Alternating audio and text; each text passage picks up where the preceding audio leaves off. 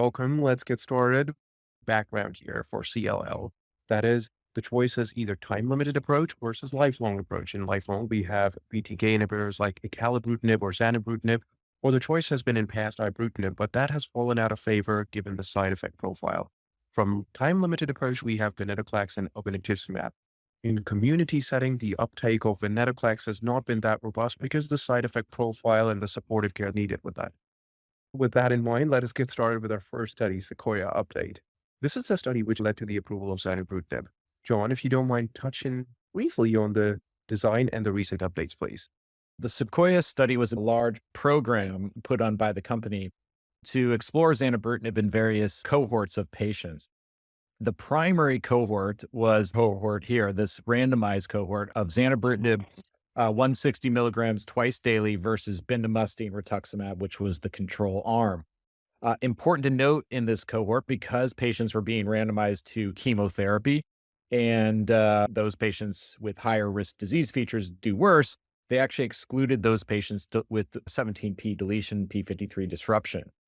The larger program of the SEQUOIA had two other cohorts where they funneled basically those patients with 17p deletion into one, a monotherapy approach with just zanubrutinib, and then one actually with zanubrutinib and venetoclax. But the meat and potatoes of this study was this randomized portion, which got zanubrutinib's approval in the frontline setting.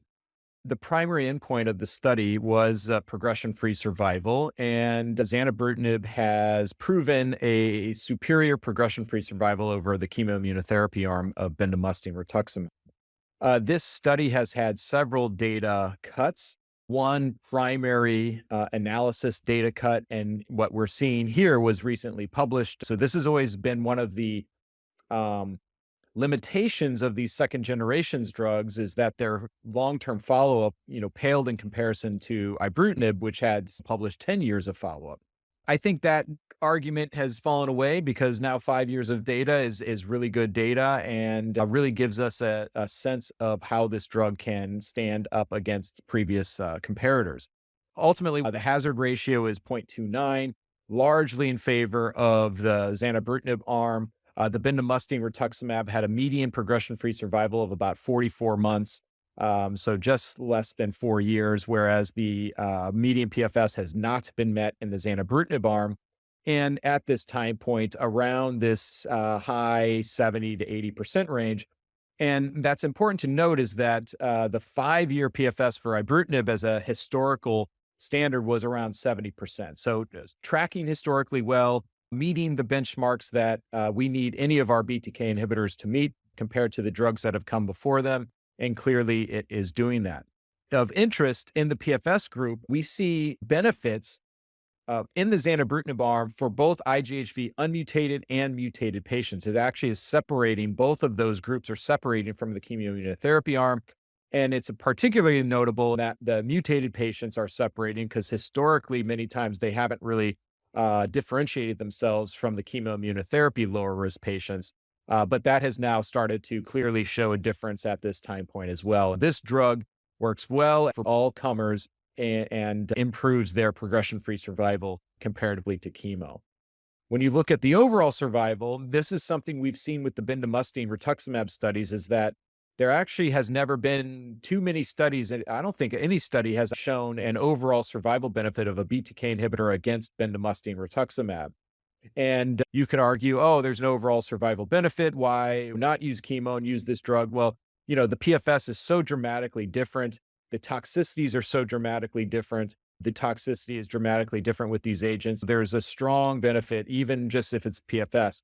And it also shows you just how good our treatments are. These patients are then going on to, in the BR arm, getting BTK inhibitors. They're getting venetoclax-based treatments, and it shows how powerful those drugs are to salvage the patients who progress sooner. If we didn't have those, we may not see this necessarily zero difference between overall survivals. It's something that needs further follow-up to see if these separate, but nonetheless, a positive study for zanubrutinib and showing the power of this drug, safety of this drug, and impact that this drug is now having on our patients. John, thank you for going over that. When you're saying chemoimmunotherapy, I want to reiterate the control arm here was BR. FCR has completely fallen out of favor. That is something that we're not using. And then talking about falling out of favor, you touched on ibrutinib having 10-year data in terms of tolerability. We are heavily relying on zanubrutinib and acalabrutinib now in this space. In terms of the toxicity being different for BTK inhibitors than chemoimmunotherapy, there might be some overlaps. With zanubrutinib, we have to worry about hypertension. Acalabrutinib, we have to worry about headaches.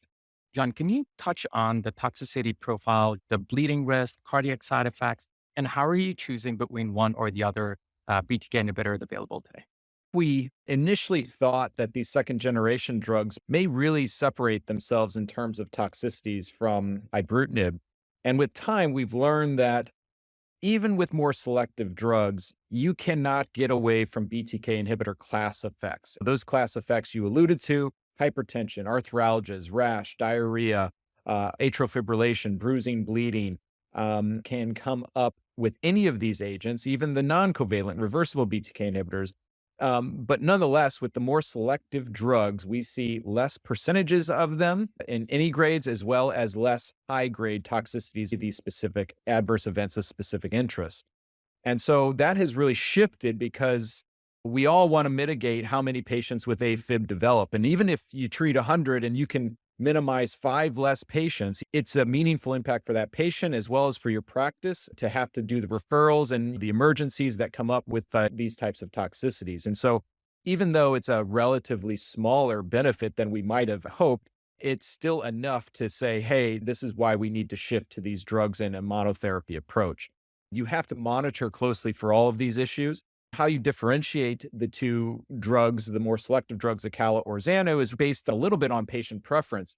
Acalabrutinib is typically a twice-a-day drug. There is limited evidence on outcomes on dose reductions. And we do know if you took acalabrutinib at once a day, you do have less BTK occupancy, and its PK and pharmacodynamic properties are a little bit less than the other covalent BTK inhibitors.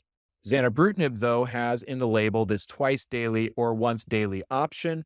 Patients like that freedom. I frequently use it once a day for those patients who want a once a day, and I talk to them about that approach. There are some differences in while there hasn't been strong data showing dose reductions of zanubrutinib don't seem to impact an outcome. Based on the pharmacokinetics and pharmacodynamics, the Cmax and the BTK inhibition, even at very low doses, remains very, very high. So I would anticipate, even with dose reductions, we would see similar outcomes compared to patients at full dose. And if anything, we've learned that maybe we have pushed the dose too high on some of these drugs, even like ibrutinib, because we're learning with dose reductions, those patients have similar outcomes than those on higher doses and seem to mitigate some of the toxicities with the drug. Some of these things are actually being explored in future clinical trials with ibrutinib, and even with these agents, it's being monitored closely and evaluated.